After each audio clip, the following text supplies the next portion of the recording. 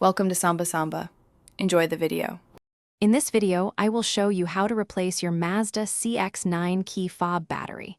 It's a simple process that you can do yourself with just a couple of tools.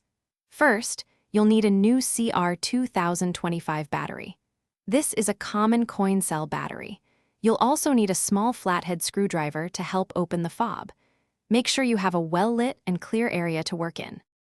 Now, let's open the key fob. Look for a small release button on the side of your fob. Press this button and slide out the emergency key. This key is usually metal and will reveal a small slot. Carefully insert your small flathead screwdriver into this slot. Gently twist the screwdriver to pry apart the two halves of the key fob casing. Take your time to avoid damaging the plastic. With the key fob open, you'll see the old battery. Carefully remove it from its compartment.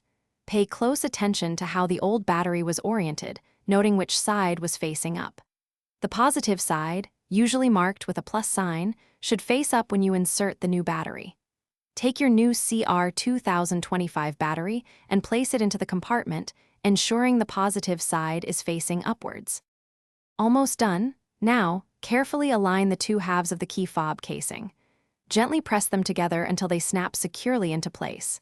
Next, slide the emergency key back into its slot until you hear a click, indicating it's fully seated.